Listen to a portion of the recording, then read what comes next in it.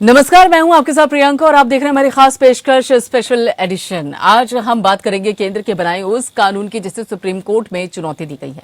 BJP नेता और अधिवक्ता अश्विनी कुमार उपाध्याय ने पूजा स्थल कानून 1991 की वैधानिकता पर सवाल खड़े करते हुए इसे सुप्रीम कोर्ट में चुनौती दी। याचिका में कानून को भेदभाव वाला मौलिक अधिकारों का उल्लंघन बताया गया है इस कानून को, और याचिका में यह भी कहा गया है कि केंद्र को ऐसे कानून बनाने का अधिकार नहीं, क्योंकि ये राज्य का मसला है। याचिका में यह भी कहा गया है कि ये कानून हिंदू, बौद्ध, जैन और सिखों को अपने पूजा स्थलों को फिर से पाने के अधिकार से वंचित करता है। सुप्रीम कोर्ट ने याचिका पर केंद्र सरकार को नोटिस जारी कर दिया है। दरअसल पूजा स्थल विशेष प्रावधान अधिनियम 1991 में आजादी के वक्त मौजूद धार्मिक उपासना स्थलों को बदलने पर रोक लगाता है। राम मंदिर पर फैसला देते हुए सुप्रीम कोर्ट ने इस कानून का जिक्र किया था और इस कानून से अयोध्या के राम मंदिर को अलग रखा गया था। कानून में कहा गया है कि राज्य स्वतंत्रता के वक्त प्रत्येक मौजूद पूजा स्थल के धार्मिक चरित्र को बनाए रखें और सभी धर्मों में समानता बनाए रखना राज्य की जरूरी धर्मनिरपेक्ष विशेषता भी है। दरअसल भारत में कई ऐसे पूजा स्थल जिन पर विवाद है, जिनमें काशी भी है, मथुरा के मंदिर भी शामिल हैं। क्या नई याचिका से तमाम विवादित पूजा स्थलों की जो कानूनी लड़ाई चल रही है उस बाबत क्या कोई नई राय खुलेगी? और पूरे मामले का करेंगे विशेषज्ञों के साथ विश्लेषण, लेकिन उससे पहले नजर एक रिपोर्ट पर।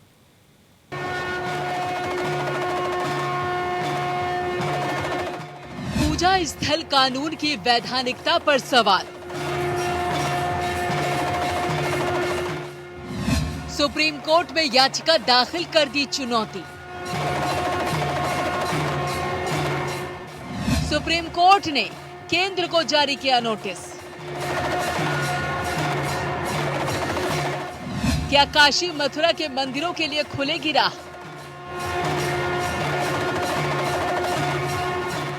पूजा स्थल कानून 1991 की वैधानिकता को सुप्रीम कोर्ट में चुनौती दी गई है। याचिका पर सुप्रीम कोर्ट ने केंद्र सरकार को नोटिस जारी कर जवाब मांगा है। याचिका में कानून को भेदभाव वाला और मौलिक अधिकारों का उल्लंघन वाला कानून बताया गया और कानून की धारा 2, 3, 4 को रद्द करने की मांग की गई है। याचिका में ये भी कहा गया है कि केंद्र को ये कानून बनाने का अधिकार नहीं है, क्योंकि संविधान में तीर्थ स्थल राज्य का विषय है। बीजेपी नेता और सुप्रीम कोर्ट में वरिष्ठ वकील अश्विनी कुमार उपाध्याय ने याचिका में इन आधारों पर कानून को चुनौती दी है। कानून भगवान श्री राम और भगवान श्री कृष्ण के बीच भेदभाव करता है, जबकि दोनों भगवान विष्णु के ही अवतार हैं। ऐसा करना अनुच्छेद 14 का उल्लंघन है। हिंदू, बौद्ध, जैन और सिख को अपने पूजा स्थलों, तीर्थों का वापस कब्जा पाने से वंचित करता है। मुसलमानों को वक्फ कानून की धारा 7 के तहत ऐसा अधिकार है। कानून आक्रांताओं के गैर कानूनी कृत्यों को कानूनी मान्यता देता है। प्रभावितों को धार्मिक स्थल वापस पाने के अधिकार से वंचित करता है। अयोध्या में राम मंदिर पर फैसला देते समय सुप्रीम कोर्ट की बेंच ने देश के तमाम विवादित धर्म स्थलों पर भी अपना रुख स्पष्ट किया था। सुप्रीम कोर्ट ने पूजा स्थल विशेष प्रावधान अधिनियम 1991 का उल्लेख किया था, जो आजादी के वक्त मौजूद धार्मिक उपासना स्थलों को बदलने पर रोक लगाता है। इस अधिनियम की धारा 3 के जरिए किसी पूजा के स्थान या उसके एक खंड को अलग धार्मिक संप्रदाय की पूजा के स्थल में बदलने पर प्रतिबंध लगा दिया गया। अधिनियम राज्य पर एक सकारात्मक दायित्व भी प्रदान करता है। राज्य स्वतंत्रता के वक्त मौजूद प्रत्येक पूजा स्थल के धार्मिक चरित्र को बनाए रखे। सभी धर्मों में समानता बनाए रखना राज्य की जरूरी धर्मनिरपेक्ष विशेषता है। ये भारतीय संविधान की मूल विशेषताओं में से एक है। अयोध्या में विवादित स्थल को अधिनियम से छूट दी गई थी। अधिनियम के प्रावधानों का उल्लंघन करने पर जुर्माना और सजा का प्रावधान, अधिकतम 3 साल की कैद का प्रावधान। यानी मौजूदा अधिनियम के मुताबिक काशी और मथुरा में जो मौजूदा स्थिति है वही बनी रहेगी। उनको लेकर किसी तरह का दावा नहीं किया जा सकेगा। दरअसल भारत में कई ऐसे पूजा स्थल हैं जिन पर विवाद है। क्या नई याचिका से इन विवादित पूजा स्थलों की कानूनी लड़ाई की राह खुलेगी? Bureau report, APN।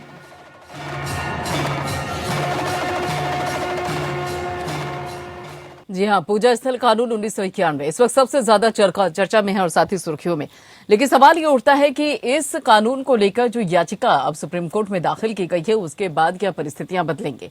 क्या जो रास्ते यहां पर बंद हो चुके हैं, खासतौर पे चाहे मथुरा के श्री कृष्ण जन्मभूमि को लेकर कह लीजिए या फिर काशी विश्वनाथ को लेकर कह लीजिए, तो क्या इन समस्याओं का या फिर जमीन को लेकर जो समस्याएं हैं, सवाल हैं, उसके साथ साथ जो साधु संतों का कहना है उस बाबत क्या अब नए रास्ते खुलेंगे? इस चुनौती के बाद अगर कोई रुख सामने आता है, क्योंकि यहां पर आपको बता दें कि सुप्रीम कोर्ट ने बाकायदा केंद्र सरकार से भी सवाल किया है और साथ ही इस बाबत उन्होंने डिटेल भी मांगी है कि आपका कहना क्या है इस कानून को लेकर। आपको बता दें कि अश्विनी उपाध्याय हैं जो कि हमारे इस वक्त प्रवक्ता है बीजेपी के, वो भी हमारे साथ जुड़े हुए हैं, खास मेहमान हमारे साथ जुड़े हुए हैं। और महिमा सिंह है जो कि प्रवक्ता है कांग्रेस की, वो भी हमारे साथ जुड़ी है। केसी कौशिक है, ये पूर्व एएसडी है, वो भी हमारे साथ जुड़े हुए हैं। और साथ ही जेसाई दीपक है जो कि अधिवक्ता है सुप्रीम कोर्ट के, वो भी हमारे साथ जुड़े हुए हैं। तो सभी खास मेहमान हमारे साथ जुड़े हुए हैं। लेकिन सबसे पहले रुख यहाँ पे करेंगे अश्विनी उपाध्याय जी का। अश्विनी उपाध्याय जी, याचिका यहाँ पर आपने डाली है और अलग अलग बिंदुओं को लेकर आपने अपनी बात भी कही है। सारी चीजें सही है, ठीक है, आवाज उठाना पे बिल्कुल ठीक बात है।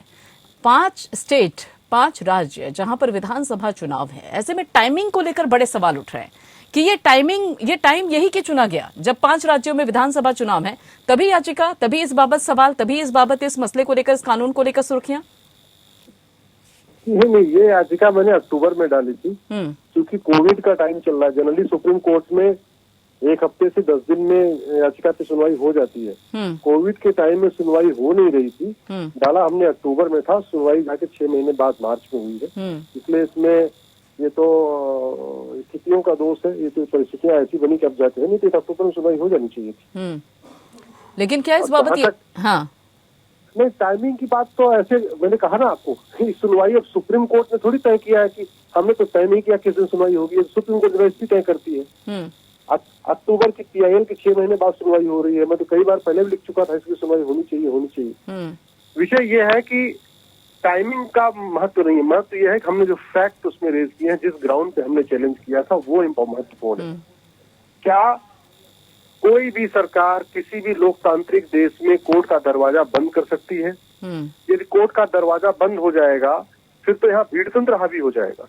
जिस देश में रूल ऑफ लॉ होता है वहाँ सभी डिस्प्यूट हमेशा कोर्ट के जरिए ही सुलझाए जाते हैं। ये कानून बना के सरकार ने, उस समय की कांग्रेस सरकार ने, तो यहाँ पे भीड़तंत्र को बढ़ावा दिया है। मतलब क्या कांग्रेस की सरकार ये चाहती है कि लोग अब अदालत न जाएं और लाठी डंडे लेके अपने अपने धार्मिक स्थलों पे पहुंच जाएं, वहां पे कब्जा करें? ये सरकार चाहती है। इसका rule of law is integral part of article 14। ये हमारे और आर्टिकल 14 संविधान की आत्मा है। Right to judicial remedy is the integral part of article 21। Court जाना, कोर्ट से न्याय लेना, ये हमारा फंडामेंटल राइट है आर्टिकल 21 का। और इस कानून के द्वारा हिंदू, जैन, बौद्ध, सिख को केवल अदालत के दरवाजे पे जाने से नहीं रोका गया, बल्कि आक्रांताओं के बाबर, हुमायूं, अकबर, जितने भी यहाँ लुटेरे आए थे, उनके जो इल्लीगल एक्ट थे उसको लीगलाइज कर दिया। सरकार का काम इल्लीगल एक्ट को लीगलाइज करना नहीं होता, इल्लीगल एक्ट को इल्लीगल बताना सरकार की ड्यूटी होती है। लेकिन उस समय की कांग्रेस की सरकार ने, जो मुगल थे उनके जो गलत काम थे, जो उन्होंने तोड़ा था, उसको उन्होंने इस कानून के द्वारा लीगलाइज किया है। ये अपने आप में बहुत गलत है। और ये उन्होंने केवल हिंदुओं के साथ ही गलत नहीं किया, मैं तो कहता हूं उन्होंने मुस्लिम के साथ भी गलत किया। मुस्लिम कस्टम ये कहता है, कुरान ये कहता है कि अगर आप कहीं पे मस्जिद बनाएंगे तो बाकायदा वो जमीन किसी के दूसरे के स्थान पे, विवादित जमीन पे, किसी दूसरे के धर्म की मंदिर पे तोड़ के मस्जिद नहीं बनाई जा सकती। ये कुरान है। इस कानून के द्वारा जो गैर इस्लामिक कार्य था मुगलों का, आक्रांताओं का, उसको भी उन्होंने लीगलाइज कर दिया। क्योंकि यहाँ पे जो अयोध्या में मस्जिद थी, या काशी में जो मस्जिद है, या मथुरा में जो मस्जिद है, या जौनपुर में जो मस्जिद है, या भद्रकाली में जो मस्जिद बनी हुई है, ये इस्लामिक नहीं है, ये गैर इस्लामिक है। क्यों? क्योंकि वो जमीन वहां पे कोई ऐसा नहीं समतल जमीन थी, उसको खरीदा।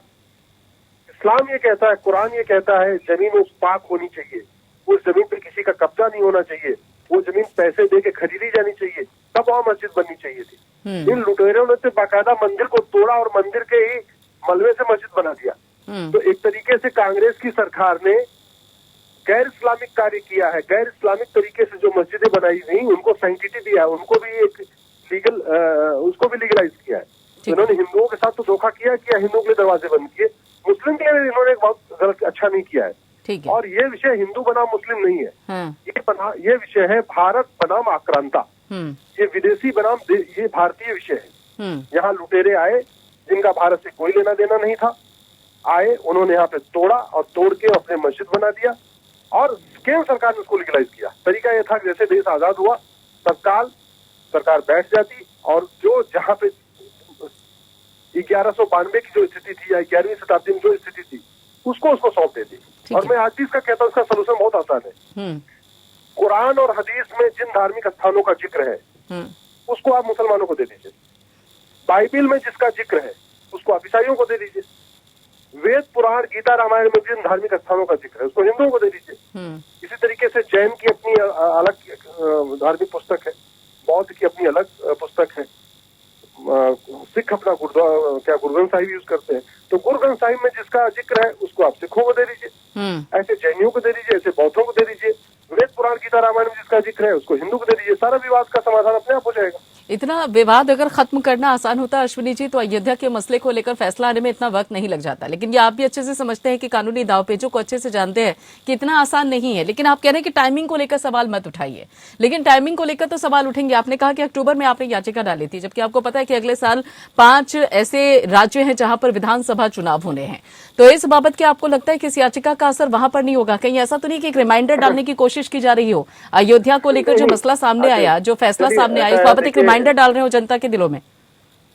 मैं ऐसा व्यक्ति, मैं कभी भी हमेशा सच बोलता हूँ, भले वो कड़वा हो, भले वो पॉलिटिकली इनकरेक्ट हो। सच्चाई ये है कि ये PIL मैंने करीब 1.5-2 साल पहले तैयार कर लिया था, लेकिन ये हमने उस समय सोचा कि नहीं अभी एक काम करते हैं, विवाद खत्म हो जाए उसके बाद नौकरी करेंगे। अब विवाद के बाद फिर मैंने सोचा कि फिर वही डेट आनी हुई, 1-2 बार फिर 2019 का इलेक्शन आ गया, फिर 19 का इलेक्शन आ गया, फिर और राज्य विधानसभाओं का है। अक्टूबर में हमें लगा कि अब जो है चूंकि कहीं किसी राज्य में इलेक्शन नहीं है, अब लॉ फाइल कर देते हैं। और अगर ये हमने खुद भी सोचा था, लेकिन जब अक्टूबर की सुनवाई आके मार्च में हो रही तो उसमें मेरा क्या दोष? इसके तो सुप्रीम कोर्ट से आप पूछ सकते हैं, सुप्रीम कोर्ट से पता कर लीजिए कि मेरी याचिका फाइल हमने अक्टूबर में किया, उसको अक्टूबर में क्यों नहीं सुना। ये सबको पता है कि इस समय वर्चुअल हियरिंग होती है, पूरी स्ट्रेंथ नहीं बैठ रही है, सारे के सारे जज देरी है, क्षमता कम हो गई उसकी, अब जाकर मैटर। लेकिन मसला अगर देखा जाए जी अश्विनी जी, मसला अगर देखा जाए तो 2014 में मोदी सरकार बनी, बीजेपी की सरकार बनी केंद्र में, ठीक है, और उसके बाद ये जो कानून है ये है 1991 का। इतना लंबा वक्त लगा, इतना लंबा वक्त लगा इस याचिका को दाखिल करने के लिए, इस बारे में सोचने के लिए। देखिए कानून ऐसा है 1991 का बना हुआ जो कि कहीं ना कहीं धार्मिक स्थलों को लेकर कहीं ना कहीं प्रश्न खड़े कर देता है, सवाल खड़े कर देता है। तो 3 तलाक तो करीब 600 साल से चल रहा था, 3 तलाक की याचिका आपकी हुई।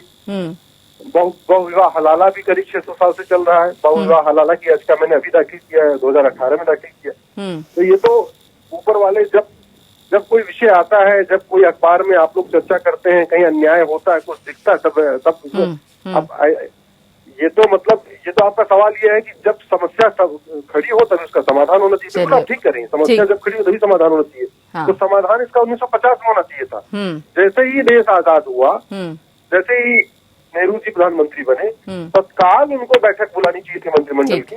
ठीक है, आपके सवाल का जवाब महिमा जी दे देंगे। महिमा जी, हाँ हाँ, मैं अपनी बात पूरी कर लेता हूँ। ठीक है, हाँ। तत्काल नेहरू जी को बैठक बुला के ये कहना चाहिए था, भाई ये काम करो, वेद पुराण गीता रामायण सब लोग अपनी अपनी ले आओ, कुरान अपनी ले आओ, और ये देखो कि किस स्थान का जिक्र कहाँ पे है। अगर काशी मथुरा का जिक्र वेद पुराण में नहीं है, इसको हिंदुओं को दे दो। भद्रकाली का जिक्र अगर पुराण या बाइबल में नहीं है, इसको हिंदुओं को दे दो। जौनपुर के अटाला मस्जिद का जिक्र अगर कुरान हदीस में नहीं, इसको हिंदुओं को दे दो। इस समय नेहरू जी को करना चाहिए था। मुझे लगता है नेहरू जी ने जो काम किया, और नेहरू जी ने तो किया नहीं, बाद में नरसिम्हा राव जी ने और उल्टा काम कर दिया। 1991 में कानून बना दिया। कानून क्या कह रहा है कि नहीं, अयोध्या का मामला तो चलो ठीक है, अदालत के जरिए हो जा रहा है, लेकिन मथुरा का नहीं होगा।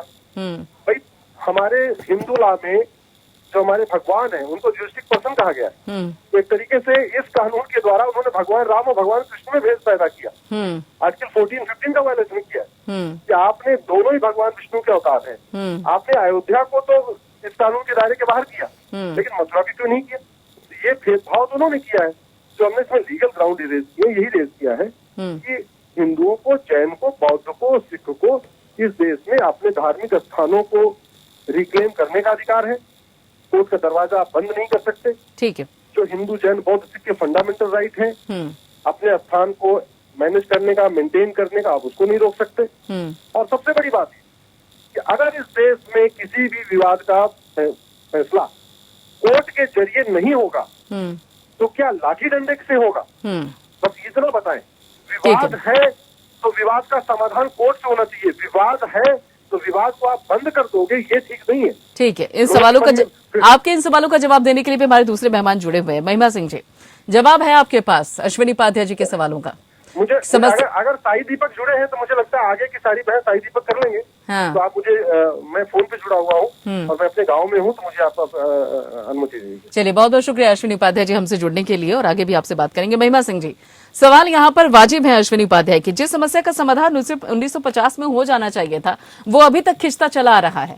और दूसरा ये कि देखिए, चूंकि अयोध्या का मसला सियासी हो गया था, इसलिए उसको अपवाद के तौर पर इस कानून से अलग कर दिया गया, और चाहे फिर वो मथुरा हो या फिर वाराणसी हो, वहां को इस कानून के अंतर्गत ला लिया गया। क्या ये सियासी मसला था क्या? पूरी तरीके से जनता की भावनाओं का ध्यान नहीं रखा गया? प्रियंका जी, मुझे यहाँ पर वो कह देती हूँ, सब मिट गए जहाँ से। कुछ बात है कि हस्ती मिटती नहीं हमारी। 1947 में जब इस देश को आजाद करा करके ले आए इतने बड़े ब्रिटिशर्स के ब्रितानवी राज से, तो आप ये देखिए कि वो एक लोकतंत्र की जीत थी, वो लोगों की जीत थी। और घूम फिर के भाजपा हमेशा आ जाती है नेहरू जी के ऊपर। आपने कहा कि वाजिब सवाल उठाए। यहाँ पर देखने वाली बात ये है प्रियंका जी कि ये आज जो कोर्ट ने इसमें कल जो कोर्ट ने कॉग्निजेंस लिया है या नोटिस इशू किया है, वो एक प्राइमा फेसाई व्यू है।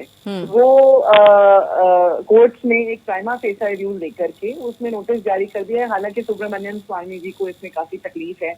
उन्होंने कहा है कि मैंने जब याचिका दायर की तब तो ये नहीं दाखिल हुई, और जब इन्होंने दायर की, दोनों एक ही पार्टी से संबंध रखते हैं, मगर फिर भी ऐसा विवाद में आपस में ही है।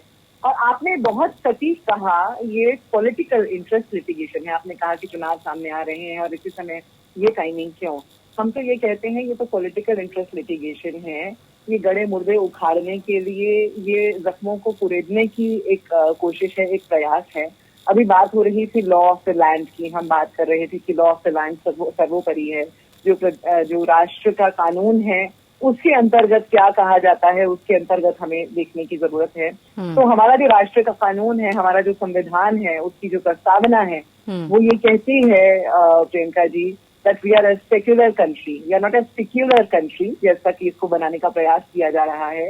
We are a secular country. सभी के पास अपने अपने वर्शिप के लिए, सभी के पास अपने अपने जो है रिलीजन को, धर्म को प्रैक्टिस करने के लिए सफिशिएंट जगहें हैं। और मैं कुरुक्षेत्र से संबंध रखती हूँ, तो हम देखते हैं कि मंदिरों के मंदिर, भव्य मंदिर बनते जा रहे हैं। बहुत उल्लास का विषय है। नहीं, मस्जिद भी बन रहा है, ऐसा नहीं है। अयोध्या में मस्जिद भी तैयार हो रहा है, भव्य मंदिर बन रहे हैं तो मस्जिद भी बन रहे हैं। ऐसा ये थोड़ा सा स्टेटमेंट को लेकर ध्यान देना पड़ेगा। मैंने पहले ही कहा कि हमारे लिए बहुत उल्लास का विषय है। मैं हिंदू धर्म में पैदा हुई और मैं तो ये समझती हूँ कि लेकिन मैं हिंदू धर्म में पैदा होने से पहले भारत देश में पैदा हुई। मैं इस भारत देश की नागरिक हूँ। We the people of India, हम भारत के लोग।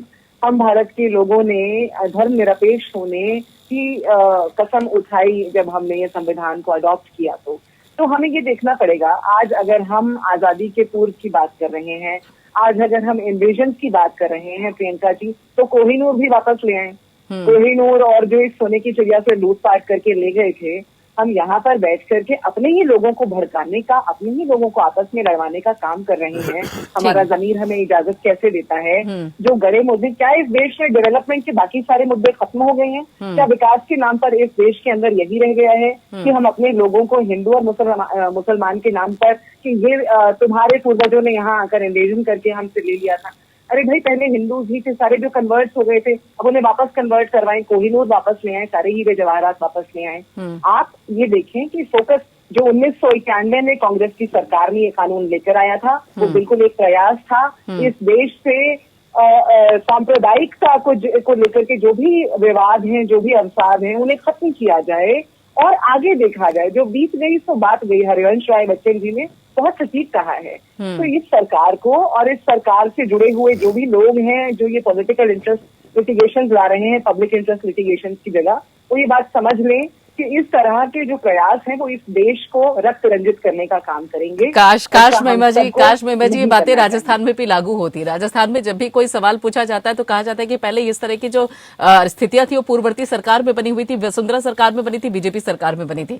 तो ये बात अगर यहाँ पर अगर सत्ता पक्ष से भी उठाए जाते हैं कि पूर्ववर्ती सरकार की गलतियों को सुधारने की हम कोशिश कर रहे हैं, तो वो चीज वहां पे दूसरी स्टेट में कैसे बदल जाती है। और ये सवाल तो उठेगा ना, ये सवाल तो पूछा जाएगा कि जब कानून बना 1991 में, तो उस दौरान आखिर अयोध्या मसले को एक तरफ कर दिया गया, वाराणसी, मथुरा और बाकी जगहों को उसमें इन्वॉल्व कर लिया जाता है। आखिर क्यों? सिर्फ इसलिए क्योंकि उस वक्त मंडल और मंदिर को लेकर बाकायदा चुनाव लड़े गए थे। देखिए, सियासी मुद्दे उस समय जो सियासी मुद्दा बन गया, अभी पहले भी बात हो रही थी, जो सियासी मुद्दा बन गया उसको अलग रख दिया गया और जो नहीं बने उन्हें अब बनाने की कोशिश की जा रही है। नए सियासी मुद्दे बनाने की कोशिश की जा रही है। सरकार का कर्तव्य है अपने लोगों के अंदर शांति बनाए रखना, अपने लोगों को शांत रखना। लेकिन ये तो गोधरा कांड से आने वाले लोग हैं, इनसे ऐसी उम्मीद नहीं की जा सकती। आप भी वही इतिहास पर तो आप भी उठा के लाए हैं, ठीक है ना, इतिहास को लेकर आप भी यहाँ पे उदाहरण दे रे हैं। सवाल तो वही है। चलिए, उदाहरण दे रहे हैं प्रियंका जी। हाँ, लेकिन मैंने कहा ना, अगर हम इन्वेजन को रिवर्स करने की बात कर रहे हैं तो फिर तो कोहिनूर पहले वापस ले आए। चलिए ठीक है। केसी कौशिक जी भी हमारे साथ जुड़े हुए हैं, जो कि पूर्व एएसडी हैं, अच्छे से कानून को जानते हैं, समझते हैं। एक सवाल यहाँ पर उठ रहा है, केसी कौशिक जी कहा जा रहा है, याचिका करते यानी कि खुद अश्विनी उपाध्याय ने भी कहा कि ये जो कानून है, पूजा स्थल कानून 1991 में जो बनाया गया था, बाकायदा जुलाई में लागू किया गया, इसके चलते जो मौलिक अधिकार हैं और उसके साथ साथ कहीं ना कहीं जो दूसरे अधिकार है उसका उल्लंघन होता है। क्या सच में ऐसा है? भेदभाव है क्या इस कानून के तहत? और उसके साथ साथ क्या सच में मौलिक अधिकारों का उल्लंघन हो रहा है? देखिए, जिस कानून का जो कानून 1991 में बनाया गया था, उस कानून को उस समय भारतवर्ष की जो कंडीशन थी उसको मद्दे रखते लोकसभा ने कानून पारित किया था। जब वो कानून पारित हुआ था उस टाइम में ऐसा नहीं था खाली कांग्रेस की सरकार ने उसको पास किया था, वो लोकसभा ने पास किया था।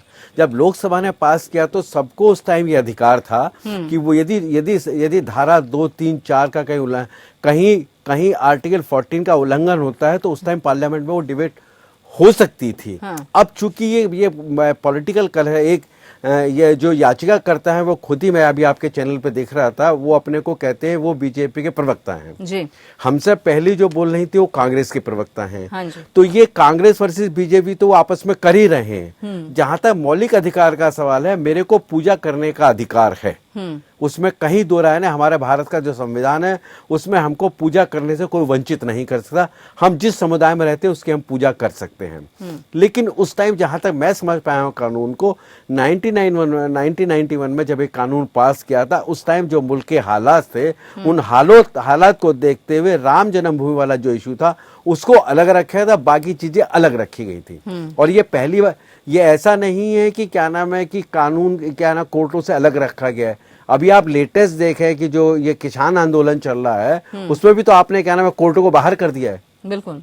तो ऐसा नहीं कह सकते कि पहली सरकारों ने की है। यदि पहली सरकार है तो आप भी वही बात कर रहे हैं। तो ये तो पॉलिटिकल मुद्दे हो जाते हैं। सबसे बड़ी प्रॉब्लम इन इश्यूज में ये आती है कि जब जो याचिका करता है वो प्रवक्ता है पर्टिकुलर पार्टी के, और 5 स्टेटों में, जैसे आपने कहा, 5 स्टेटों में जब इलेक्शन डिक्लेयर हो चुके हैं उस टाइम इस तरह की याचिका की सुनवाई होती है तो उस पे कहीं ना कहीं ये प्रश्न चिन्ह जरूर लगता है कि जो आम नागरिक है उनके मनोबल को किसी तरह से XYZ तरीके से भ्रमित करने की कोशिश हो सकती है। उसको अवॉइड करना चाहिए। वो मुल्क के हित में नहीं, हम सबके किसी के हित में नहीं है।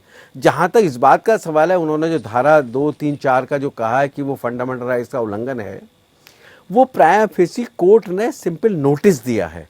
उस नोटिस देने के बाद जब कोर्ट उस पर सुनवाई करेगी, सरकार का पक्ष आ जाता है, उसके बाद ये तय हो पाएगा कि पूरे एविडेंस देखने के बाद कि वास्तव में ये आर्टिकल 14 का उल्लंघन होता है या नहीं होता है। जी, ठीक है, ऐसा मेरा मानना। ठीक है जी। सही, दीपक जी हमारे साथ जुड़े हुए हैं, जो कि अधिवक्ता हैं सुप्रीम कोर्ट में। जैसे दीपक जी, यहाँ पर उस दौरान जो तत्कालीन सरकार थी उसके फैसलों को लेकर भी सवाल उठाए जा रहे हैं, उसके अधिकार को लेकर भी सवाल उठाए जा रहे हैं कि क्या जो पूजा धार्मिक स्थल का मसला होता है और उसके साथ साथ जो धार्मिक या तीर्थ स्थान होते हैं वो मसला राज्य के अंतर्गत आता है, उस पर केंद्र सरकार फैसला कर लेती है। तो क्या ऐसे में जो केंद्र सरकार के अधिकार हैं उसको लेकर जो सवाल उठ रहे हैं वो वाजिब है? देखिए, ये कहना कि केंद्र सरकार के पास ये कानून पास पावर नहीं था या कॉम्पिटेंस नहीं था कानून के ये संविधान के तहत, वो गलत होगा। लेकिन आपके हाथ में जो पावर है उसका इस्तेमाल कैसे किया जाता है, इस पे तो सवाल हमेशा खड़ा किया जा सकता है। पहली बात ये है कि महिमा जी ने ये कहा था कि इंडिया एक सेक्युलर कंट्री है, भारत एक सेक्युलर कंट्री है, इसलिए ऐसे पिटीशन फाइल ही किए जाने चाहिए। हमें राष्ट्र और देश के बीच में अंतर कर देना चाहिए। स्टेट के तौर पे भारत सेक्युलर स्टेट है, लेकिन कंट्री सेक्युलर नहीं है, क्योंकि हर आदमी का अपना एक धर्म है, मजहब है। तो सेक्युलरिज्म का जो ऑब्लिगेशन है वो स्टेट पे लगा है। तो ये बात जो है इसको थोड़ा ठीक कर देना चाहिए। देयरफॉर गवर्नमेंट चाहे कोई भी डिसीजन ले वो सेक्युलर स्टेट के तौर पे ले सकती है, लेकिन लोगों के पास ये तो हक बनता है, अधिकार है कि वो कहे कि जो कानून पास किया गया है वो हमारे धर्म के या हमारे अधिकारों के विरुद्ध पास किया गया। ओके, आज के डेट में जब सुप्रीम कोर्ट, जैसे सर ने कहा था, गवर्नमेंट से ये सवाल पूछ रही है कि ये किसान कानून पास करने से पहले आपने किसानों से बात की या नहीं की, तो ये सवाल भी पूछना जरूरी है कि तब का कांग्रेस गवर्नमेंट जो है उन्होंने हिंदुओं से क्या बात की जब उनके अधिकार छीने गए थे। इतने सारे यहाँ पे तो सिर्फ काशी और मथुरा की बात नहीं हो रही है। अरुण शौरी जी ने एक आर्टिकल लिखा था हिंदुस्तान टाइम्स में 40,000 मंदिरों के बारे में बात करते हुए, और बहुत सारे ऐसे किताब हैं जिसके बारे में इसका विवरण है। डायना एल एक उन्होंने लिखा है भारत इंडिया सेक्रेड ज्योग्राफी, जो 2018 में पब्लिश हुआ है, उसको भी आप पढ़ लीजिए। एंड अगर कोहिनूर और बाकी चीजों की बात हो रही है, अफ्रीका भी यही तो मांग कर रही है अमेरिका से और ब्रिटेन से, तो हम ये मांग क्यों नहीं कर सकते? तो अच्छा है कि हम ये सारी बातें पूरी तरह से खुल के बात कर ही लें। इसको बेकार में कम्युनल कहना या ये कहना कि this is nothing but communalism, frankly speaking it's neither here nor there. अगर कोई पार्टी अपना दावा कोर्ट के सामने पेश करना चाहती है, वो अपने सबूत के बेसिस पे जीतेगी या हारेगी, लेकिन उससे ये कहना कि आपके पास अपने दावे को पेश करने का भी हक नहीं मिलेगा इस अधिनियम के तहत, इस इशू को बेसिकली रेज किया जा रहा है कि हमें अपने दावे को तो रखने दीजिए कोर्ट में। अगर हम झूठे साबित हुए तो हमें निकाल दिया जाएगा और हमें सबके सामने आप झूठा साबित कीजिए, लेकिन हमें साबित करने का भी अगर आप मौका नहीं देंगे तो ये अधिनियम हमारे कानून के, चाहे वो आर्टिकल 25 के राइट्स हो या फिर लीगल राइट्स के आड़े आता है, और हमें basically the access to judicial remedy is completely deprived. So let us be very very clear, secularism का इससे कोई लेना देना नहीं है, चाहे वो बीजेपी के प्रवक्ता ने किया हो या जो भी किया हो। तो basic question is, as far as the legal question is concern, वो सही है या गलत है। मैं ये नहीं मानता कि सुप्रीम कोर्ट ने इस पिटीशन पे अपनी हामी दे दी है, it is still long way to go, but petition पहले दिन को सर्वाइव कर चुका है, डे 1 को सर्वाइव कर चुका है। ठीक है, आपके इस बात का प्रतिक्रिया लेंगे हम महिमा जी से, पूछेंगे उनसे कि आखिर उस दौरान कितनी बातचीत की गई थी आम लोगों से, आम जनता से, जब ये कानून बनाया गया था। जी हाँ, यहाँ पे सवाल यही है कि जो यहाँ पूजा स्थल कानून 1991 उसको लेकर याचिका दायर की गई है, लेकिन इस याचिका के बाद और खासतौर पर खुद अब जब सुप्रीम कोर्ट ने बाकायदा सरकार को नोटिस भी जारी किया है, उसके बाद क्या नए रास्ते, नई राहें खुलने वाली हैं? बात करने के लिए हमारे खास मेहमान हमारे साथ जुड़े हुए हैं। आपको बता दें कि थोड़ी देर पहले अश्विनी उपाध्याय जी भी हमारे साथ जुड़े हुए थे, लेकिन वो अब नहीं हमारे साथ। लेकिन अब महिमा सिंह है जो कि कांग्रेस की प्रवक्ता है, केसी कौशिक है पूर्व एएसडी, और जेएसआई दीपक है जो कि अधिवक्ता है सुप्रीम कोर्ट के, वो भी हमारे साथ जुड़े। महिमा जी, अभी थोड़ी देर पहले जेएसआई दीपक जी कह रहे थे कि अब जो पार्टी है कांग्रेस पार्टी, वो लगातार सवाल पूछ रही है कि देखिए कृषि कानून को लेकर जो 3 बिल बनाए गए हैं उस बाबत किसानों से कितनी बातचीत की, किसानों से कितनी पूछताछ की गई, उनके जो आर्थिक स्थिति है उसको लेकर कितना सवाल किया गया, कितना ब्यौरा लिया गया। तो ये सवाल जो साईं जी का यहाँ पर है कि उस दौरान जब कानून बन रहा था 1991 में, तो आम जनता से राय ली गई थी क्या? आम जनता से पूछा गया था क्या? 1991 में मैं तो शायद स्कूल के कुछ अर्ली ग्रेड में रही होंगी प्रियंका जी, तो 1991 में राय ली गई थी कि नहीं, मुझे उसकी जानकारी नहीं है, लेकिन अगर वक्त मेरे पास होता और पता होता ये सवाल आने वाला है तो I would have definitely better prepared for that. मुझे नहीं पता कि उस समय ये जानकारी, लेकिन हाँ, एक बात जो मैं गारंटी के साथ कह सकती हूँ, जो मुझे याद है, जो मुझे पता है, कि जो दंगे भड़के थे, जो देश में हालात हुए थे, उस समय सरकार का कार्य होता है पीस बनाना, मेंटेनिंग पीस, शांति बनाए रखना, जनता में सौहार्द बनाए रखना, सहिष्णुता बनाए रखना।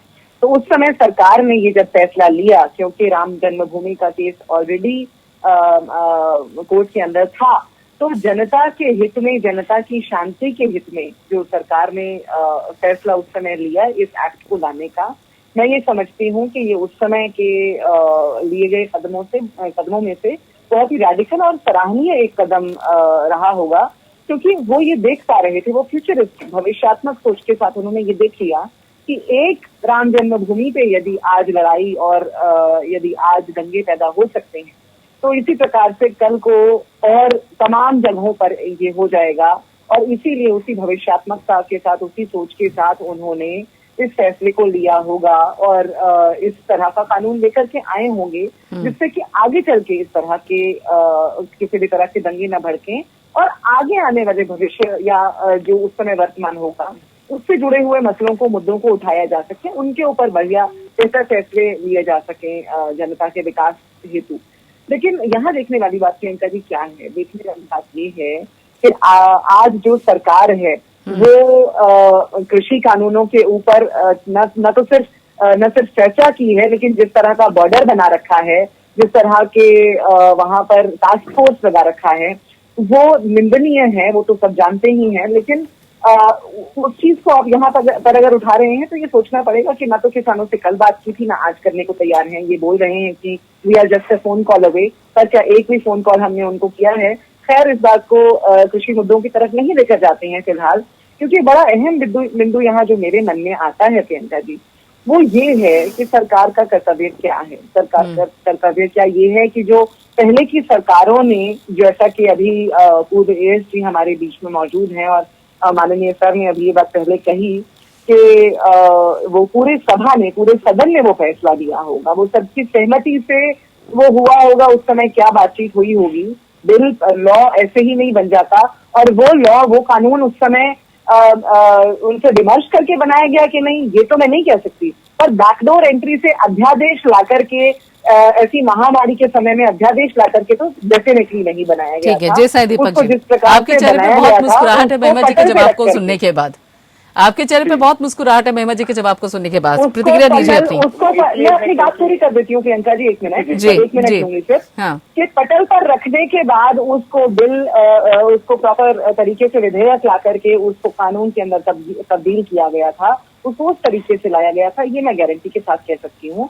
और जो एक आखिरी बिंदु, जो सबसे अहम बिंदु मैं यहाँ पर कह देना चाहती हूँ, वो ये है कि सरकार का कार्य है आज वर्तमान में जो चुनौतियां हैं उनको देखते हुए उनका सामना, क्या हम कोविड को लेकर के, ये महामारी आई, 1 साल बीत गया, हमने तालियां थालियां बजवा ली, हमने और तमाम चीजें करवा ली, क्या हम इसको लेकर के एक ठोस कानून ला पाए? हमने तो 100 साल पुराने एपिडेमिक्स एक्ट को ला करके रख दिया और 100 साल पुराने कानूनों के हिसाब से आज चालान हम काट रहे हैं, आज के रेट के हिसाब से। लेकिन हमें ये सोचना पड़ेगा कि आज की सरकार क्या कर रही है। गड़े मुर्दे उखाड़ करके they are just scraping the old wounds, पुराने जख्मों को कुरेद रहे हैं। आज की परिस्थितियों को देख करके, आज वर्तमान में जिन चुनौतियों का सामना करने की जरूरत है, जिन चीजों के लिए तैयार होने की जरूरत है, युवाओं को नौकरी देने की जरूरत है, 2 करोड़ नौकरियां देने की बात प्रधानमंत्री जी ने कही थी, वो मुझे तो नहीं नजर आता, किसी को नजर आता हो तो बता दे कि कहाँ वो नौकरियां दी गई। महिमा जी, आपकी सारी बातों से सहमत हुआ जा सकता है कि ठीक है, मैं ये भी मानती हूँ कि वर्तमान में सरकार को नौकरियों के बारे में सोचना चाहिए, बेरोजगारी के बारे में सोचना चाहिए, रोजी रोटी के बारे में सोचना चाहिए, कोरोना काल से निपटने के बाद जो आर्थिक स्थिति कमजोर हुई है उसको मजबूत करने के बारे में सोचना चाहिए। बिल्कुल ठीक बात है, लेकिन मेरे एक सवाल का जवाब दीजिए कि अगर कहीं पर भी इतिहास में कोई चूक हुई है, कोई गलती हुई है, कहीं पर कुछ ऐसा हुआ है जिसको ठीक करने की जरूरत है वर्तमान में, और उसमें अगर कोई कानून आड़े आता है, तो क्या उसका विश्लेषण करना या उस बाबत बातचीत करना, चर्चा करना गलत है? प्रियंका जी, मुझे इसमें आने दीजिए, सिर्फ एक पॉइंट मुझे बोलिए। मैंने पहले भी कहा था प्रियंका जी, प्रियंका जी, मैंने पहले भी कहा था कि जो बीत गई तो बात गई। हरिवंश राय जी ने बहुत ठीक कहा है, और वो बात मैं किस परिप्रेक्ष्य में कह रही हूँ वहां पर, वो यहाँ सिर्फ इतनी मैं बात कह रही हूँ कि देखिए, आज के युवा की, आज की जनता की चुनौती हमारे प्लेसेस ऑफ वर्शिप चुनौती नहीं है असल में। इस देश के सामने और बहुत सारे मुद्दे हैं, कर्ज का मुद्दा है, जीडीपी का मुद्दा है, और बहुत सारे मुद्दे हैं उनमें देख लेने के लिए, और बहुत सारी चीजें हैं। लेकिन हम क्या कर रहे हैं, कि पहले जो कुछ भी हुआ है, ठीक है जय साईं जी, ठीक है जय साईं दीपक जी अपनी बात रखिए, उसके बाद मैं केसी कौशिक जी का रुख करूंगी। जी देखिए, मेरी हिंदी में बहुत सारी त्रुटियां और क्षतियां होंगी, तो मुझे बस 5 मिनट दीजिए, मैं अपने पॉइंट को ठीक से रख देता हूँ। सबसे पहली बात यह है कि महिमा जी जितना भी कह रही हैं वो कह रही हैं कि पिछले गवर्नमेंट ने किया होगा, मुझे कुछ पता नहीं है। तो ये मान के चलते हैं कि उस दौरान इस अधिनियम को पास करते वक्त उस गवर्नमेंट ने क्या किया है और क्या नहीं किया है महिमा जी को नहीं पता है। Point number 1। पॉइंट नंबर 2, तो जितने भी उनके पॉइंट्स हैं वो हाइपोथेटिकल हैं, उनको इस अधिनियम के बारे में, उसकी हिस्ट्री के बारे में जानकारी नहीं है। उनको एटलीस्ट पूछ लेना चाहिए अपने आप से कि कांग्रेस की कितनी सीटें थी 1991 में जब ये अधिनियम पारित हुआ था। They had 244 seats, they were close to the majority. That's point number 2। Point number 3, कोई कमीशन नहीं बिठाया गया था, कोई भी लॉ कमीशन का रिपोर्ट नहीं इस पे फॉर्मुलेट किया गया था इस अधिनियम को पास करने से पहले। पॉइंट नंबर 4, अगर एक बीजेपी के नेता ने इस पिटीशन को फाइल नहीं किया होता और एक आम हिंदू ने किया होता जो काशी से शिव भक्त है या मथुरा से कृष्ण जी का भक्त है, तब भी कांग्रेस का रवैया और महिमा जी का पोजीशन यही होता था। नहीं तो अभी महिमा जी ने कहा ना जय साईं दीपक जी कि जब सुब्रमण्यम स्वामी ने भी याचिका दाखिल की थी तो उन्होंने खुद कहा था कि मेरी याचिका पर देखा जाए तो गौर नहीं किया और ये बाकायदा इस पर गौर कर लिया गया। तो मैं वही तो कह रहा हूँ कि अगर हम इस याचिका के लेजिटिमेसी के बारे में बात कर रहे हैं या टाइमिंग के बारे में बात कर रहे हैं, क्योंकि बीजेपी के किसी नेता ने फाइल किया है इतनी तकलीफ हो रही है इनको, अगर एक हिंदू ने फाइल किया होता या फिर एक मस्जिद के सिलसिले में एआईपी एमएलबी के मेंबर ने किसी ने फाइल किया होता या किसी कांग्रेस के मिनिस्टर ने फाइल किया होता, तब भी इनका रवैया यही होता है क्या? Because frankly speaking BJP Congress से ये चलता रहेगा, इस महाभारत का कोई अंत नहीं है, हमें इसमें पढ़ने की कोई जरूरत नहीं है। सवाल ये है कि इतिहास में अगर कुछ हुआ है और लोग उसको ठीक करना चाहते हैं और तलवार या डंडे के मदद से नहीं, कोर्ट के जरिए से करना चाहते हैं, संविधान के तहत और सबूत के बेसिस पे अगर करना चाहते हैं, अगर वो भी राइट इनसे छीन लिया जाता है तो लोग अपने राइट ऑफ रिलीजियस फ्रीडम का और वर्शिप का क्या करेंगे? That is the basic question. देखिए, इसमें 2 स्टेप्स हैं। काशी और मथुरा लेने से पहले आप इस अधिनियम को हटाएंगे, उसके बाद आप अपनी केस को फाइल करके प्रूव करने की कोशिश करेंगे कि इस जगह पे आपका कोई हक या अधिकार बनता है या नहीं। अगर पहले ही स्टेप में एक अड़चन क्रिएट किया जाता है इस अधिनियम के माध्यम से, तो लोगों के पास कोई रास्ता नहीं बचता है। तो सवाल सिर्फ ये पूछना चाहिए कि अगर हर सियासी मुद्दे के लिए अगर आप लेजिस्लेशन क्रिएट करेंगे तो इसको भी सियासी मुद्दा बनने के लिए छोड़ दें या कोई और मुद्दे बनने के लिए छोड़ दें? Should people come on to the stage for this to become a legitimate issue before a court of law? That's a simple question. I don't think Mahima ji has an answer to this. Her answer will be, no, we are a secular country. No, we are not a secular country. We are a secular state. There is a difference between a state and a country. Please understand that, sir. बिल्कुल ठीक है, बिल्कुल आप हमारे साथ जुड़े रहिए और केसी कौशिक जी का भी रुख करेंगे क्योंकि उनसे इस कानून को लेकर थोड़ी व्याख्या भी जानने की कोशिश करेंगे कि ये जो याचिका दायर की गई है इसके बाद क्या सच में रास्ते खुलेंगे। केसी कौशिक जी से इस बाबत बात करने की कोशिश भी करेंगे और साथ ही पूरी विवेचना खासतौर पे इस कानून को लेकर और इस याचिका के जरिए रास्ते बनने वाले हैं या नहीं। जी हाँ, कानून को लेकर लगातार सवाल भी उठ रहे हैं और उसके साथ साथ इस कानून के तहत कुछ नए रास्ते तलाशने की भी कोशिश की जा रही है। हमारे खास मेहमान हमारे साथ जुड़े हुए हैं केसी कौशिक जी। जो अभी लगातार इस कानून को लेकर सवाल भी हैं और साथ ही सवालों के जवाब तलाशने की कोशिश भी की जा रही है, लेकिन कहा जा रहा है कि इस कानून के तहत भगवान श्री राम को अलग और भगवान श्री कृष्ण को अलग, जबकि दोनों एक ही भगवान के अवतार हैं। ये जो परिस्थितियां बनी हुई हैं, इस बाबत इस कानून को लेकर क्या कोई रास्ता भी निकलेगा, चाहे फिर वो काशी का विवाद हो चाहे फिर वो मथुरा का विवाद हो? देखिए, हम लोगों को एक बात समझनी चाहिए, जब 1991 में जब ये कानून बना था उस टाइम हॉटली कंटेस्टेड जो मैटर था वो अयोध्या का मामला था। उस टाइम ना तो, जहां तक मेरी जानकारी, ना तो काशी का मुद्दा किसी कोर्ट में पेंडिंग था, ना ही मथुरा का मैटर किसी कोर्ट में पेंडिंग था। इसलिए उस टाइम जो लोकसभा ने, जहां तक हमको लगता है लोकसभा ने ये कॉन्शियस डिसीजन लिया कि ये जो है अयोध्या को अपवाद रखते हुए बाकी को हमको इसमें प्रतिबंधित कर देते हैं, ऐसा लगता है। जहां तक पीआईएल दाखिल करने का, पीआईएल दाखिल करना हर नागरिक का अधिकार है। कोई भी जो भारत का नागरिक है, यदि किसी कानून से उसको दिक्कत है तो अपनी पीआईएल दाखिल कर सकता है। इसमें सिर्फ प्रॉब्लम जो आ रही है वो ये आ रही है, 5 राज्यों के चुनाव हैं, बड़े जल्दी में होने वाले हैं और जिन उपाध्याय जी ने जो याचिका दाखिल की है वो खुद ही आपके चैनल पे दिखा रहे हैं आप कि वो बीजेपी के प्रवक्ता हैं जी। तो ऐसा पब्लिक में ऐसा मैसेज शायद जा रहा है कि ये जो लिटिगेशन है ये किसी पर्टिकुलर पार्टी के कहने से किया जा रहा है। I don't know the background, लेकिन ऐसा इंप्रेशन जरूर जा रहा है। लेकिन ये बात हमको समझनी चाहिए कि यदि सर्वोच्च न्यायालय फाइनली इस पे आती है कि धारा 2, 3, 4 को रद्द कर देती है, तो ये अपने में अविवादित होगा कि जो काशी का मुद्दा है या अयोध्या या आपका मथुरा का मुद्दा है, उसमें लिटिगेशन में प्रोत्साहन मिलेगा, उस तरह के लिटिगेशन बढ़ेंगे जहां जहां इस तरह की प्रॉब्लम्स है। जी, ऐसा मेरा मानना है। जी, लेकिन ये जो डेट ऑफ कट की बात की जा रही है, खासतौर ये कहा जा रहा है कि 15 अगस्त 1947 तक जो मंदिर थे बाकायदा जिस नाम से थे उसमें कोई बदलाव नहीं किया जाएगा उसके बाद, और यहाँ पर यह भी कहा जा रहा है कि उससे पहले के दशक को बाकायदा कट ऑफ डेट में लाना चाहिए। ये किस हद तक वाजिब इसको समझा जाए? क्या ये पूरी तरीके से आधार है इसका और इस आधार पर कोई निर्णय हो सकता है? देखिए जहां तक 1947 का सवाल है, ये आजादी के बाद का मामला है। जब हमारा अपना भारत का संविधान बन गया था, उससे पहले की स्थिति को और उसके बाद की स्थिति को अलग अलग रखने की बात हो रही है।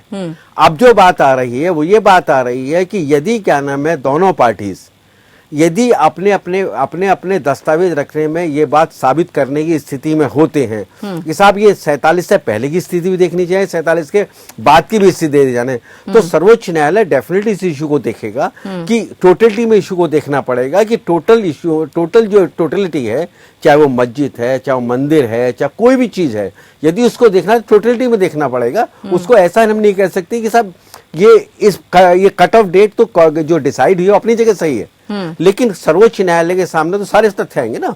उसमें कट ऑफ डेट भी आएगा, उसमें 1947 के पहले की पोजीशन भी आएगी, 1947 के बाद की पोजीशन भी आएगी, उसमें यह भी आएगा साहब खाली राम मंदिर को अपवाद में क्यों रखा गया, बाकी मंदिरों को अपवाद में क्यों नहीं रखा गया। तो ये यदि सर्वोच्च न्यायालय फाइनल इस नतीजे पर पहुंचती है कि ये जो सेक्शंस हैं 2, 3, 4 ये स्ट्रक डाउन होने चाहिए, तो फिर तो जितने मंदिरों के डिस्प्यूट है वो अपने आप उसमें प्रोत्साहन मिलेगा, उसमें अपने आप लिटिगेशन मिलेगा। There can not second opinion on that issue.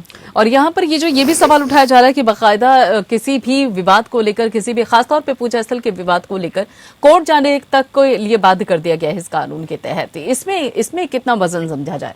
देखिए फिर मैं उसी मुद्दे पर फिर दोबारा आता हूँ। 1991 में जो हालात थे मुल्क के, वो हालात बहुत गंभीर हालात थे। लॉ एंड ऑर्डर की सिचुएशन रखने वो सरकारों का काम था। उस टाइम जो हालात थे बहुत बुरी हालत थी। उस टाइम की जो भी सरकार रही होंगी उन्होंने कॉन्शियस डिसीजन लिया होगा कि इसको कट ऑफ यहाँ कर दिया जाए। उस टाइम के हालात को उन्होंने कंसिडर किया। आज हालात दूसरे हैं। आज हो सकता है कि आज एक पर्टिकुलर सरकार है 2014 से वाजिब है, वो एब्सोल्यूट मेजोरिटी में है, वो चाहे तो इस कानून को क्या नाम है लोकसभा में लाके वो रिपील भी कर सकते हैं, कोई बार तो नहीं है। ऐसा मेरा मानना है। बिल्कुल, लेकिन अगर इस कानून को लेकर चुनौती, हालांकि याचिका दे दी गई है, लेकिन कोई बदलाव अगर होता है तो क्या काशी के मसले को लेकर, मथुरा के मसले को लेकर रास्ता जो इतना सरल दिखाई देता है, क्या इतना आसान है? देखिए जहां तक लिटिगेशन का सवाल है, कोर्टों में लिटिगेशन जाने का सवाल है, अभी तक तो ये रेस्ट्रिक्शन है ना कि सिविल कोर्ट जुरिडिक्शन ही नहीं है। अभी तो जो आपने सिविल कोर्ट को जुरिडिक्शन ही दे रखा है, तो अभी तो कोर्ट सुनेगी कैसे उसको? यदि ये आपका धारा 2, 3, 4 रद्द हो जाती हैं तो सिविल कोर्ट उसको कंसिडर करेगी ना फिर कि टाइटल किसका है। टाइटल एक समुदाय का है या दूसरे समुदाय का है, तो वो तो डॉक्यूमेंट के बेसिस पे होगा ना। आप यदि राम मंदिर के केसेस को देखें तो उसमें कितने समय के क्या नाम है दस्तावेज देखे गए जिसमें फाइनली कंक्लूजन है वहां पर राम मंदिर था। तो ये तो डॉक्यूमेंट्स का विषय होगा, तो सिविल कोर्ट के सामने जाने वाली बात है। लेकिन जहां तक पीआईएल का सवाल है, पीआईएल में तो एक लिमिटेड इशू है। वहां तो ये है कि जो धारा 2, 3, 4 है ये रद्द होनी चाहिए या नहीं रद्द होनी चाहिए। यदि सर्वोच्च न्यायालय फाइनली इस कंक्लूजन पे आता है कि डॉक्यूमेंट देखने के बाद, सारे आर्गूमेंट सुनने के बाद, ये तो बहुत सारा तो इस पर डिपेंड करेगा कि भारत सरकार अपना क्या जवाब देती है। उसके बाद जैसा चैलेंज किया गया, सब ये स्टेट का अधिकार है, हो सकता है भारत सरकार का जवाब सर्वोच्च न्यायालय जाने के बाद सर्वोच्च न्यायालय स्टेट गवर्नमेंट से भी जवाब मांग ले। फिर वो टोटलिटी में देखे कि भारत सरकार क्या कहती है, स्टेट गवर्नमेंट क्या कहती है, उसके बेसिस पे दोनों पार्टीज को, सारी पार्टीज को सुनने के बाद सर्वोच्च न्यायालय अपना फैसला करे। हो सकता है ये संविधान पीठ में जाए। ठीक है, एक और सवाल आपसे पूछेंगे, उसके बाद मैं महिमा जी का रुख करूंगी। कौशिक जी, जो ये आरोप लगाए जा रहे हैं कि उस दौरान की जो तत्कालीन सरकार थी उसने कहीं ना कहीं अपने क्षेत्र अधिकार का उल्लंघन किया इस कानून को बनाने के बाद, क्या ये सवाल बिल्कुल सही है? क्या माना जाए कि कहीं ना कहीं सच में उल्लंघन हुआ है? देखिए ये पॉलिटिकल इशू है कि उस सरकार ने उल्लंघन किया है या आज सरकार की उल्लंघन करी है, ये जो पार्टीज के प्रवक्ता है इसका जवाब वो देंगे। लेकिन जहां तक मेरा कानूनन बात है, कानूनन ये है उस समय जो सरकार के जो भारत के हालात थे, उस टाइम इस तरह का कानून बनाना देश के हित में था, ऐसा मेरा मानना है। ठीक है, देश के हित में थे महिमा जी। लेकिन अगर देखा जाए तो सबसे विवादित मसला उस दौरान तो अयोध्या को लेकर था और उसी मसले को अपवाद के तौर पे अलग कर दिया गया, और फिर जो काशी और बाकायदा यहाँ पे वाराणसी के मसले रहे या फिर ये कह लिया जाए कि मथुरा का मसला रहा, तो उसमें एक कानून बनाकर एक तरह से ताला नहीं मार दिया गया कि चाबी खो जाएगी और उसके बाद जब रास्ता ही नहीं खुलेगा, ताला ही नहीं खुलेगा, तो फिर बाकी आगे चर्चा बढ़ेगी कैसे? प्रियंका जी, इससे पहले कि मैं आपकी बात पर आऊं और एक और अहम बिंदु यहाँ पर रखूं, सबसे पहले तो मैं ये कहना चाह रही हूँ इस मंजर पर कि भाजपा के प्रवक्ता हालांकि है नहीं इस चर्चा में, लेकिन कमी नहीं महसूस हो रही है उनकी। और दूसरी बात मैं ये कहना चाहती हूँ कि जो बात आपने अभी कही, अभी हम थोड़ी देर पहले धर्मनिरपेक्षता बात कर रहे थे, धर्मनिरपेक्षता की हम बात कर रहे थे अभी थोड़ा सा ध्यान रखिएगा। तो हमारी जो क्या माफी चाहती हूँ प्रियंका जी वहाँ पर एक ऑब्जेक्शन आ रहा है इनकी तरफ से, जय साईं जी की तरफ से। जी जय साईं जी। मेरा भी ऑब्जेक्शन है, मैंने वही कहा, मैंने बिल्कुल ध्यान रखते हुए कहा है, मैंने बिल्कुल ध्यान रखते हुए कहा है, और जो कहा है वो मेरी व्यक्तिगत सोच है और मैं दोहरा रही हूँ उसको, और उसमें कोई आई डोंट रिग्रेट इट। ठीक है, चलिए अपनी बात पूरी कीजिए पहले। मेरा सवाल यही था, क्या ऐसा नहीं है? मेरा सवाल अभी भी वही है क्या? हाँ ठीक है। आपके सवाल के बदले में इस उत्तर में, और जो बहुत देर से मेरे मन में चल रहा है, आप एक नेशनल टेलीविजन की, एक नेशनल चैनल की संचालिका हैं और बहुत सफल संचालन आप कर रही हैं, और हम सभी कॉन्शियस सिटीजन हैं इस देश के। आज हम इस पटल पर बैठकर अपने आप से पूछें कि क्या इससे ज्यादा आवश्यक मुद्दे, इससे ज्यादा क्रिटिकल मुद्दे आज देश के अंदर नहीं है? हम बात सेक्युलर स्टेट और सेक्युलर कंट्री की। महिमा जी, जब उन मसलों को लेकर चर्चा होगी तो उस बाबत भी सवाल किए जाएंगे ना। फिलहाल तो मसला वही, अगर देखा जाए तो चर्चा का विषय तो वही है कि आखिर जिस दौरान सबसे ज्यादा जिस चीज को लेकर, जिस विवाद को लेकर एक आक्रोश बना हुआ था, एक मुहिम शुरू हुई थी, उसे ही इस कानून से अलग रख दिया गया अपवाद मानकर। बाकी जिनको लेकर ज्यादा सवाल नहीं उठे उनको इस कानून के दायरे में ला दिया गया। तो ये ताला क्यों लगा दिया गया? ताकि जो सवाल है उस बाबत कोर्ट का भी दरवाजा न खटखटाया जाए।